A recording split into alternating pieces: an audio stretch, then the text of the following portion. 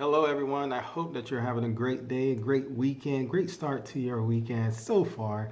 I want to provide you with another economic stimulus update and answer some of the most frequently asked questions that I've received. I pulled a couple questions out from a few of my recent videos, and I want to go ahead and directly answer those questions in this video, as well as provide you an update to currently where we are in our economic stimulus cycle that we are in. Will we get another one? Will the 11 million people that are still missing the first one receive it? And if we get another one, what does it look like? Currently, the House of Representatives have passed the Build the Heroes Act, which is their viewpoint. The Senate is discussing another viewpoint, which is more so Republican-led. And the White House actually has their viewpoint of what should be done for the economic stimulus round number 2. So I'm going to discuss all of that coming up next. Stay tuned and we'll jump right into that after this intro.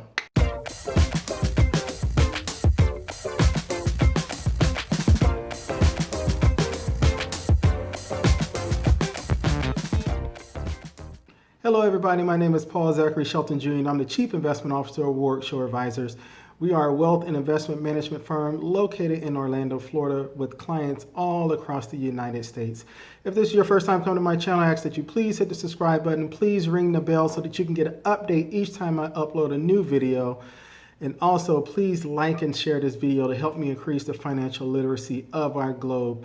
I know that I have already surpassed that 10,000 subscriber point, but I have been mentioning it all week long that I am still going to do a giveaway to say thank you to everyone for helping me get to 10,000 subscribers. And as I continue to press on to get to 20,000, 30,000, so on and so on, I will be doing additional giveaways. So stay tuned. Please look out for my videos next week. I will be announcing what that giveaway will be in next week's videos. And I will also announce how you can enter that contest. So next, I want to go ahead and answer a couple questions that I received this week. And the first one is from Clarabelle Brown, and she says pretty much a question about her income tax refund. It looks like here that she filed her taxes on February 10th, 2020, and she hasn't received anything yet. It says I also mailed a late tax return from last year. I mailed it on May the 6th, 2020. Whereas my money, all I can see is still processing for this year and nothing for last year. And she just asked for someone to tell her what's going on. Clarabelle, hopefully I can provide you with some insight on this. And anyone else that's in this category or falls into the same camp, please understand that the IRS is slowly getting back to work. They're not fully up to capacity as of yet. So those tax returns that have been filed and that have been sent in, especially the ones that have been sent in by mail, are going to be processed in a very, very slow manner. They're still not at full capacity. And they had suspended all of the processing of all of the paper returns due to the coronavirus. So once they get back up and running, meaning the IRS, once they open back up completely, there will be a process for them to go through a mail stack about probably this high, and it may be 2 or 3 football fields long of tax returns for people that have mailed them in.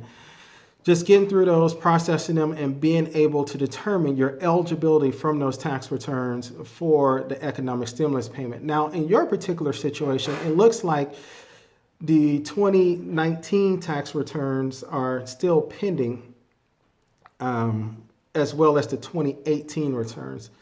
If the 2018 returns had been processed, then more than likely they would have reverted to those tax returns to determine your eligibility.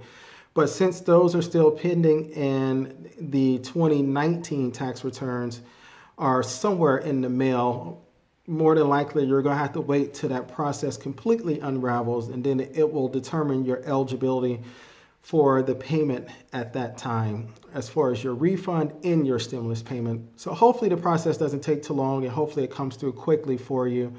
I would advise that you reach out to the IRS at their 1-800-919-9835 phone number just to ask them any specific questions that you may have in regards to that.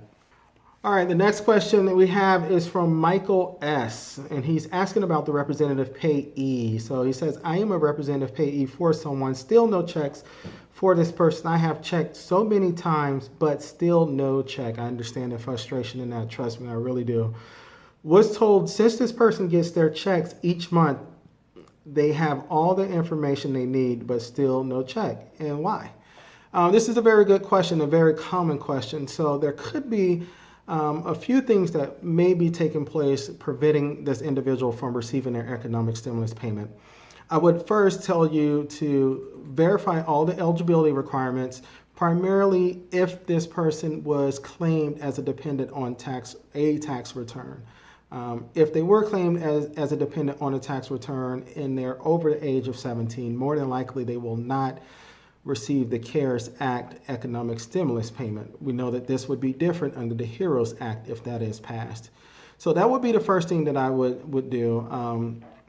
If you're not able to get any updates on the IRS non-filers tool, I would also encourage you to call the IRS at the 1-800-919-9835 phone number just to ask them specifically about the Social Security number for this individual to see if there's anything that has been held up. Now, I noticed that you mentioned in this message that they receive their check every month. They did advise, the IRS did advise, as well as the Social Security Administration, that the checks for those with a representative payee would be mailed out on May the 27th. Many people received a physical check on or about May 27th, so that means that some of the checks may have been mailed out early. So that leads me to believe that it's very possible that some of the checks could have been mailed out a little after May the 27th. But as it being June the 6th as of right now, I would advise that you follow up with them just to check the status of that. I also mentioned before about the informed delivery. You can check through the USPS, the United States Postal Service, and register for informed delivery to see if something has been mailed to you from the IRS and to keep track on anything that is coming your way from the IRS or from any other mail that you may have en route to you. So please thoroughly check through all these avenues and hopefully you're able to receive that payment soon for that individual. All right, so let's jump into it for today. So as of yesterday and as of the month of May, we saw 2.5 million new jobs added to the economy. I mentioned that in my video yesterday. That is astounding and completely different from what we thought there would be. We did not think that it would be an additional 2.5 million jobs added. We were expecting 8.3 million jobs to be lost. So that's going to really cater our conversation for the rest of today. I really want to talk about what that means and how that impacts our next round of stimulus payments. So first off, let's introduce some of the things that were mentioned this week. So Texas Representative Kevin Brady, he's the top Republican on the House and Ways and Means Committee. He introduced a bill this week that would allow workers to keep up to 2 weeks of supplemental federal benefit after accepting a job, comparing it to essentially a $1,200 bonus for going back to work. So if you accept a new job and you are going back to work and come off of unemployment, you are able, if this bill was passed, you would be able to keep up to 2 weeks worth of your federal unemployment pay. Now, this does not stipulate the state unemployment pay in addition to that. So your state unemployment pay would end, but you would get that extra $600 a week for those 2 weeks getting back to work, which is pretty good because typically when you start a new job, 1 week or 2 weeks are withheld, sometimes depending upon when you start inside of that pay cycle. So let's talk about the three different arms of our federal government, I should say different branches: the House of Representatives, the Senate, which makes up the Congress, and then the White House. Each one of them kind of has a different viewpoint of what we should do going forward for an economic stimulus plan. So we know that the House passed the HEROES Act, and they passed that back on May 15th, I believe. So we won't go into all the details of that, but we are familiar with it. Instead of the $600 or $500 that it would give for dependents, all dependents, even those above the age of 17, and those that are claimed on a tax return if you're an adult, on disability, SSI, everyone would receive $1,200, and that would max out at $6,000 for a family of 5. So that's the HEROES Act, which has been passed in the House of Representatives and is waiting for a vote in the Senate right now, who has advised that they are not going to vote on it. And if they do, at earliest, it will be June the 30th, which is pretty far out. They really want to wait and see how the economy recovers before doing anything further. The Senate, which is led by the Republicans, are continuing to discuss ways to address what happens when that additional $600 payments from the federal government expires on July the 31st. So as of right now, we know the extra unemployment insurance will expire on July 31st from the federal level, but the Senate is considering different things that they may be able to do to help that money continue going forward throughout the second half of the year. The Senate leader said a second bill would narrowly be focused and not exceed $1 trillion. So they're really not looking to spend much if a second bill is released. The CARES Act was a $2 trillion package that was released, and the HEROES Act topped that by $1 trillion. And if it's passed, that will add an extra $3 trillion to our debt and $3 trillion of support to all the citizens in this country. The Senate package could include provisions to reduce liability for doctors and businesses against coronavirus-led lawsuits. This was something that is very big for Mitch McConnell and something that he really wants. He wants to provide that protection for any businesses out there that are open and that are reopening during a pandemic, and protect them from potentially getting a lawsuit or being sued if someone, or primarily an employee, contracts the virus at work while they're back at one of these facilities. Additionally, the Senate is looking for a bill to include additional support for small businesses and for the healthcare industry. They want to provide more help, financially for the healthcare industry to make sure that they are able to support any outbreaks, if there are any future outbreaks that arise with everyone going back to work and the country reopening. Lastly, if the package is approved, Mitch McConnell said it will be the last package. There will not be any other stimulus given after this second one if it is approved. So I'm very interested to see what will happen with it. Next, let's talk about what the White House wants to do. So the White House really is not proposing much in their stimulus proposal, I should say.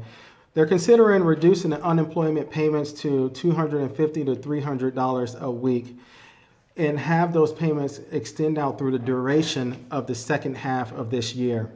So something else that the White House is looking to do is kind of mirror something that we're seeing other countries do, specifically Japan. So the White House wants to give tax incentives to those who are looking forward to taking a vacation sometime this year.